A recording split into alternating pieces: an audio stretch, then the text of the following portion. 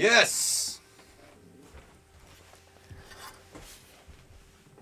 What's up, everyone? This is Greg Wilkinson at Axehammer Studio, and I'm talking into a camera. So here we go. While I'm talking into a camera, I'm going to talk about the Axehammer from Foul Sounds. So those of you who follow me or follow Foul Sounds, you've already seen videos of myself playing guitar or bass through this pedal, or other people doing the same, showing demos of what this pedal's capable of. I wanted to make a video and talk about key features and explain a little more about the pedal rather than just having a video of people playing through it. So when we first started designing this, it's a distortion box. For those of you who don't know, it's a distortion box, and we designed it to be a Swiss Army knife of sorts of distortions.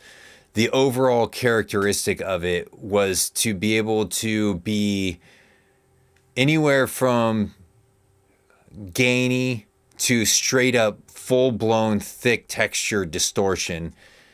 And one rule that we really wanted was for it to maintain clarity and dynamics in the playing and not just start falling apart once you get to that thick, chewy texture.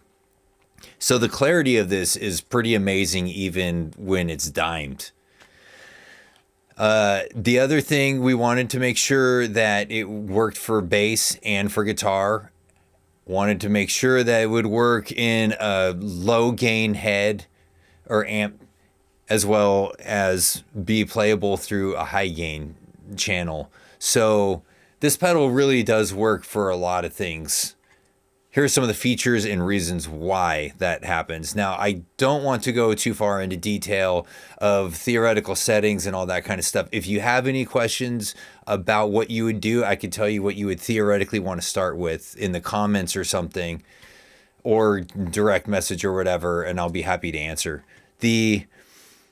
There's two switches on this pedal that really dictate the overall distortion pedal you're going to come up with, as these pedals basically can be four options for your overall characteristic and personality of the pedal. So the first, on the left side, you've got punch and bite, and what that is dictating what the tuning of the distorted circuit is. So on the punch side, you've got a low frequency shelf at around 100 hertz. So this means that you're going to have a really deep, full, and mean distortion.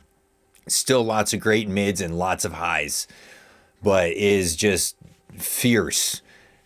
The bite side is what we wanted to do, was to kind of add an option where the low end is less dominant. So on the bite side, what we did was we put a high frequency shelf at around 500 hertz. This takes it a little more into the vintage distortion realm. It's definitely a lot closer to having a vintage vibe.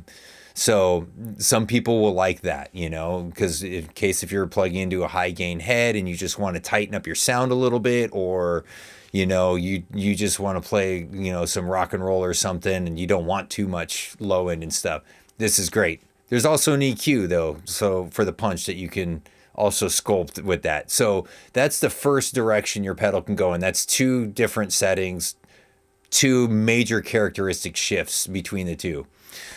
Then we've got the dense and detail. The detail setting is what I really like. Both settings a lot. The thing that I find with the detail setting that I like is that it's got more overhead. So what happens is that you have more percussiveness and dynamics, a lot more overall kind of like high frequency texture and stuff, and is very clear still, but it's just got more of a kind of an open frequency spectrum. Some people might not want that for one reason or another. I could go on for a list of reasons why not, but we decided to add the dense feature, which what it does is it takes the overhead and lowers it. it is sort of, it's not a compressor and it's not technically compression, but it kind of has like a sort of reactive compressor vibe to it, where it be having less overhead, you've narrowed, the dynamics a little bit. And yes, I know some people will say that is exactly what a compressor does. And yes, but I don't want to lie and say that there's no compressor built into this.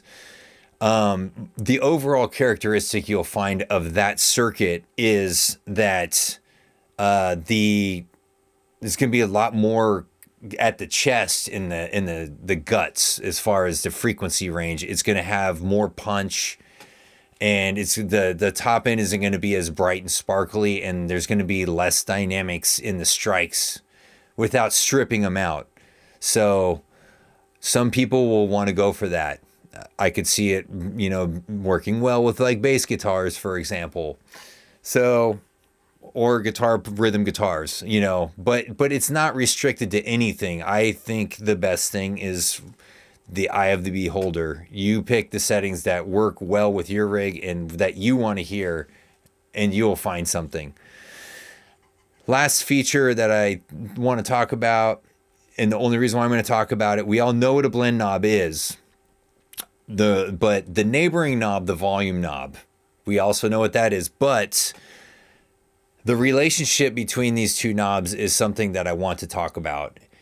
And this is, for example, if you are playing bass guitar and you want to have a clean signal, but you want to add just a little bit of boldness and distortion into your signal, but you don't want to go, you're not trying to go for, super hairy tone. As you go into the blend and go cleaner and cleaner, your volume of the whole circuit will drop. So I'm going to recommend, and this is one of my very few recommendations, if you're doing full blend at 100%, start with your volume knob somewhere around noon or less. That's going to be more than enough to feed the front end of your amp. Now, if you're doing a strong blend where you're finding yourself at, let's say like 10 or 11 o'clock of distortion and the rest is all clean, you're going to find that the circuit is going to be real quiet. That's where you start turning the volume knob up to make up the gain for that. So that is the reason why the volume would be seemingly overwhelming if you're diming the distortion at 100% blend and then you go in and it's just insane. So I think that's the last feature. The rest, I think you're going to know what to do with it. I mean, everything's labeled clearly, but if you have any questions, definitely in the comments, hit me up and I would be happy to reply. All right. Cheers.